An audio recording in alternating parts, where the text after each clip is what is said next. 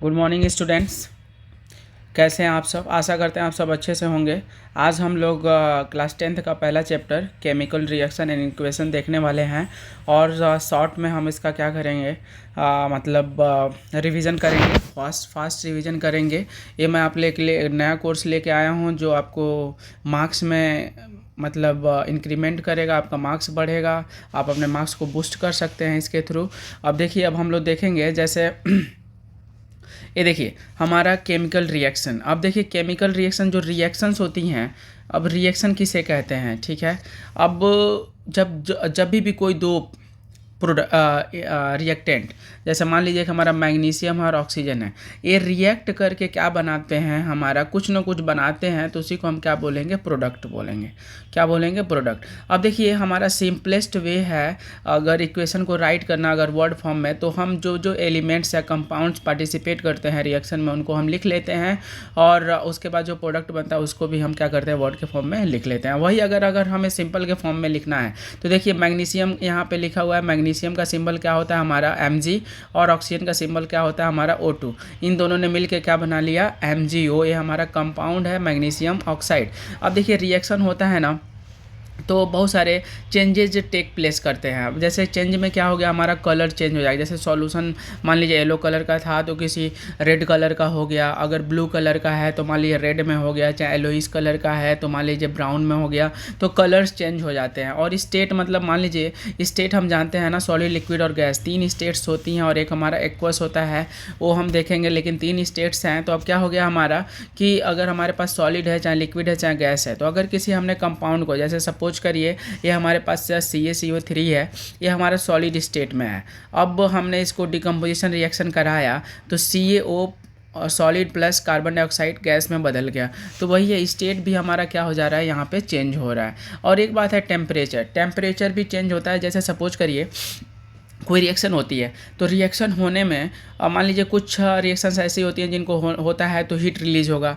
जैसे मान लीजिए कोई भी चीज़ बर्न होता है, तो अगर मान लीजिए हमारा पेपर, ये पेपर अगर बर्न होता है, पेपर है हमारे पास, अगर इसको हम क्या कराते हैं, हम बर्न कराते हैं, तो पेपर अगर बर्न होता है तो क्या हो जाता है हमारा लाइट देता है, लाइट प्लस क्या देगा, हीट देगा। मतलब हीट एनर्जी क्या होगी उसमें से रिलीज होती है। तो अब क्या करेंगे, अब पेपर बर्न हुआ तो टेम्परेचर तो राइज हुआ टेम्परेचर। और सेम टू सेम जैसे मान लीजिए आप अपने घर के वॉल की पेंटिंग कराते हैं तो जो चूना होता है, अगर चूने में आप क्या डाल रहे हैं, पानी अगर डाल देते हैं, कोई हीट प्रोवाइड नहीं करते हैं, फिर भी वो बॉयल होने लगता है। तो ये क्या है, हमारा एक्सोथर्मिक रिएक्शन है। हम देखेंगे इसमें हीट रिलीज हो रहा है। कुछ ऐसे रिएक्शंस होते हैं जिसमें क्या होता है, हीट इन्वॉल्व होता है, मतलब हीट को हमें देना पड़ता है, ठीक है। तो हम देखेंगे कुछ जगह टेम्परेचर क्या हो जाता है, राइज अप हो जाता है, और कुछ जगह टेम्परेचर क्या हो जाता है, कुछ जगह जो हमारा टेम्परेचर होगा वो क्या हो जाएगा, हमारा डाउन हो जाएगा। ओके, तो अब हम यहाँ पे एक और चीज़ देखेंगे। अब उसके बाद से आता है हमारा केमिकल इक्वेशन को बैलेंस कैसे करना है। देखिए जो ये हमारा जो केमिकल इक्वेशन है, mass, law of conservation of mass पे काम करता है। तो law of conservation of mass क्या है, जैसे जो भी रिएक्टेंट के एटॉमिक मासेस होंगी ना, वही प्रोडक्ट के मासेस के बराबर होती हैं। तो जैसे सपोज करिए हमारे पास कोई रिएक्शन हो रही है, वो है हमारा, मान लीजिए हाइड्रोजन ने रिएक्शन किया किसके साथ, ऑक्सीजन के साथ, और वो बना लिया क्या, वाटर बना लिया, डाईहाइड्रोजन ऑक्साइड या वाटर हमारा बना लिया। अब इसको हम बैलेंस करेंगे तो यहाँ पे 2 हाइड्रोजन, इधर भी 2 हाइड्रोजन, बैलेंस हो गया हाइड्रोजन। ऑक्सीजन इधर 2 है, इधर 1 ही है, तो ऑक्सीजन को बैलेंस कर लिए। तो ऑक्सीजन तो 2 हो गया, लेकिन हमारा हाइड्रोजन कितना रहेगा, 4, तो इसको भी बैलेंस करने के लिए यहाँ पे कर लिए। अब देखिए पहले हम रिएक्टेंट का मास निकालेंगे। तो मास निकालते हैं अगर रिएक्टेंट का, तो ये देखिए मास में क्या हो जाएगा, हाइड्रोजन का जो एटॉमिक मास होता है वो 1 होता है, ठीक है। तो यहाँ पे कितने हाइड्रोजन है, 4 हैं, तो क्या हो जाएगा, 4 × 1। और ऑक्सीजन का कितना होता है, 16, तो 2 है ऑक्सीजन, तो 16 दूनी का 32। इसी तरह यहाँ पे भी हाइड्रोजन कितना हमारे पास, 4 है, तो 4 हाइड्रोजन हो गया यहाँ पे।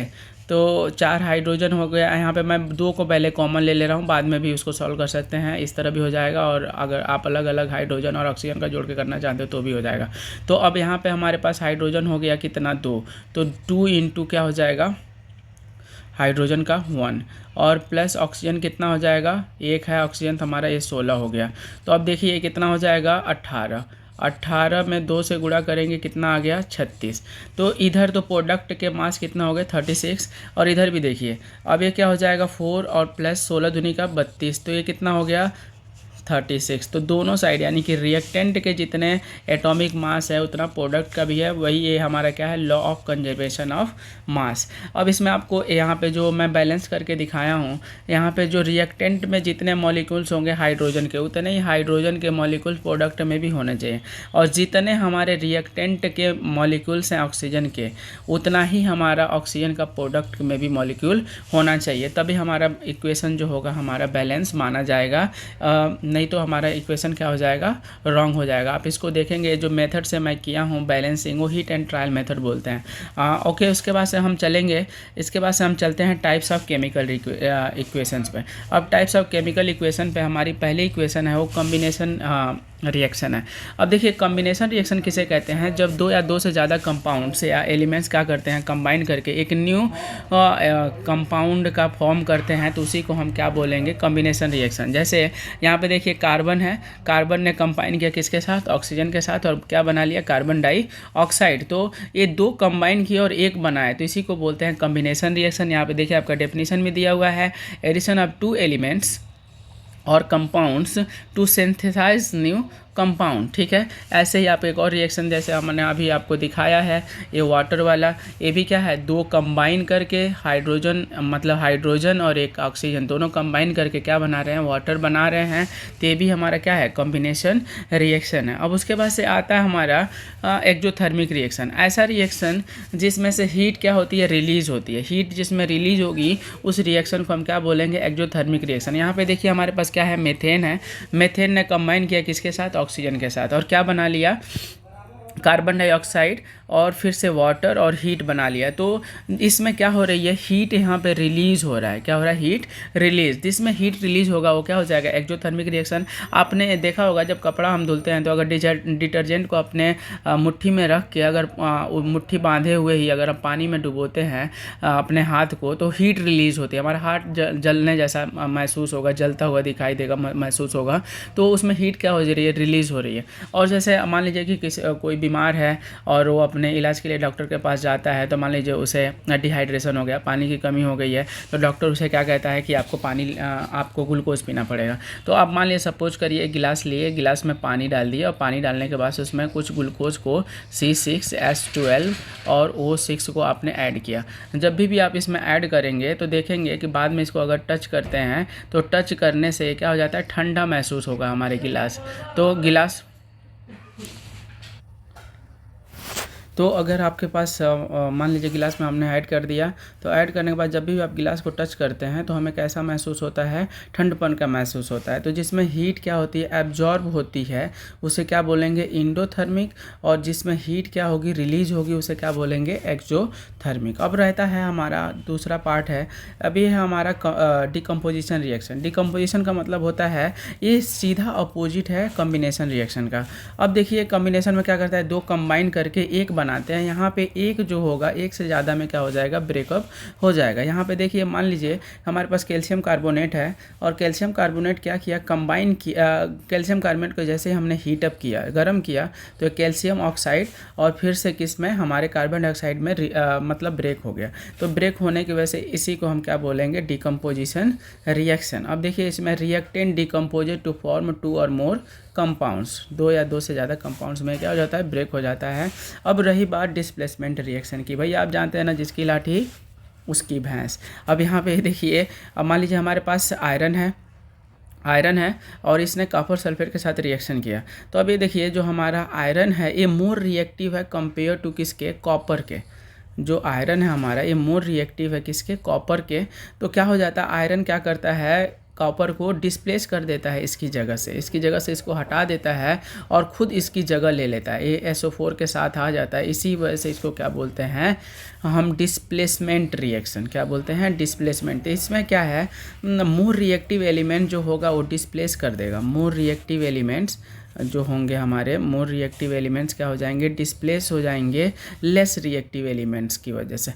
मोर रिएक्टिव एलिमेंट क्या करेगा डिस्प्लेस कर देगा लेस रिएक्टिव एलिमेंट्स को, तो इसीलिए इसको बोलते हैं डिस्प्लेसमेंट रिएक्शन। अब रही बात, इसके बाद से आता है हमारा डबल डिस्प्लेसमेंट। अभी तो हम सिंगल देखे हैं, डबल डिस्प्लेसमेंट में होता है कि दो जो हमारे कंपाउंड होते हैं वो डिस्प्लेस होते हैं। अब इसमें देखिए सोडियम डिस्प्लेस होकर चला जाएगा किसके साथ, क्लोरीन के साथ, और बेरियम जो होगा वो सल्फेट, बेरियम जो होगा ये हमारा जो बेरियम वो सल्फेट के साथ चला जाएगा। वो देखिए कैसे होता है, जैसे हमारा Na2SO4 है, अब ये ब्रेक होगा तो किस में होगा, Na+ में और SO4 माइनस में।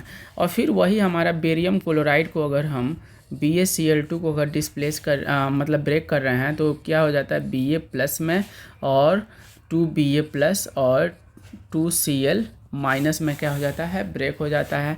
अब देखिए, अब जो आप जानते हैं ना, like charges repels and opposite charge attract. तो देखिए ये अपोजिट चार्ज इस पे माइनस है, इस पे प्लस, तो ये इसके साथ चला जाएगा, और इस पे प्लस इस पे माइनस तो इसके साथ चला आएगा।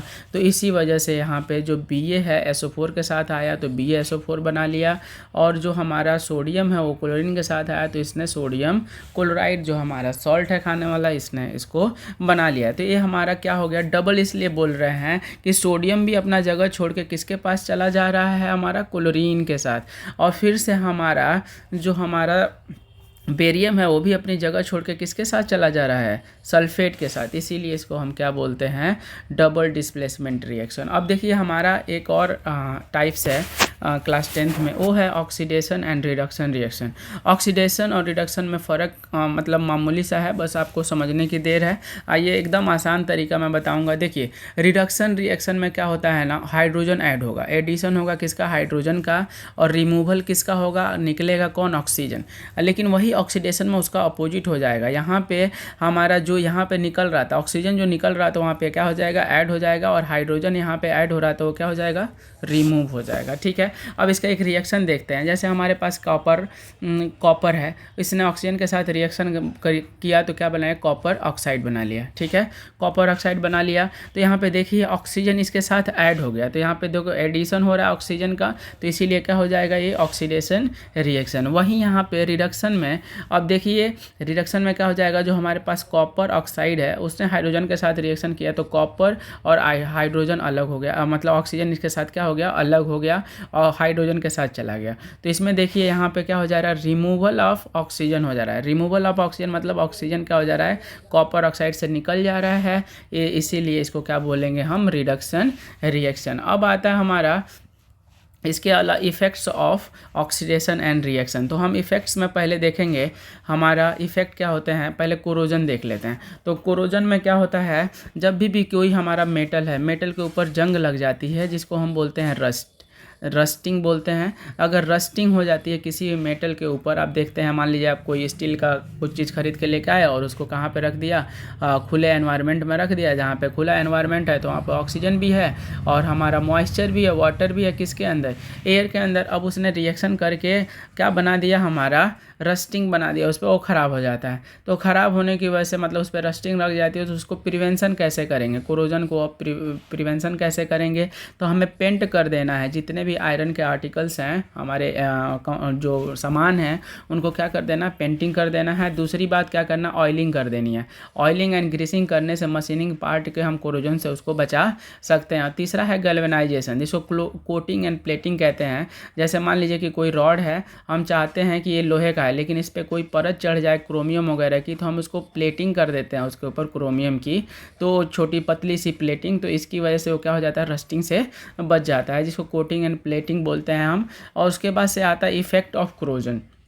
इफेक्ट ऑफ कोरोजन में क्या हो जाता है, जो हमारी चीज़ें होती हैं वो डैमेज हो जाती हैं, और डैमेज हो जाएंगी। जैसे सीप हमारी क्या हो जाएगी, पानी में हमेशा रहती है, तो पानी में ऑक्सीजन अवेलेबल है, तो वो क्या हो जाएगा वहाँ पे, रस्टिंग होने की वजह से सीप हमारी क्या हो जाएगी, ख़राब हो जाएगी। बॉडीज़, कार की बॉडीज़ भी क्या हो जाती है, रस्टिंग की वजह से ख़राब हो जाती हैं। ब्रिजेज जो हमारे होते हैं वो भी ख़राब हो जाते हैं। रेलिंग्स जो होती हैं छत पर हम लगाते हैं वो भी ख़राब हो जाती हैं। तो ये कह रहा है कोरोजन जो हमारा क्या है, वेस्टफुल प्रोसेस है, इससे हमें कोई फ़ायदा नहीं होता है। ठीक है, अब उसके बाद से आता आता है rancidity. Slow oxidation of oil and fat is called slow oxidation of oil and fat, उसी को हम क्या बोलते हैं, रेंसिडिटी। अब देखिए इसको कैसे हम बच सकते हैं, बाय एडिंग ऑक्सीडेंट्स। अगर ऑक्सीडेंट्स को हम ऐड कर रहे हैं, एंटीऑक्सीडेंट्स को अगर हम ऐड करते हैं तो क्या हो जाता है, हम बच सकते हैं रेंसिडिटी से। और यूज़ एयर टाइट कंटेनर्स, अगर एयर टाइट कंटेनर्स को हम यूज़ कर रहे हैं, मतलब एयर टाइट कंटेनर मतलब कहीं से भी एयर पास होने वाला कंटेनर ना हो, तो हम इस तरह प्रिवेंट कर सकते हैं अपने आप को, किससे, रेंसिडिटी से। हमको लगता है कि आप लोगों को समझ में आ गया होगा। Okay, thank you, have a nice day.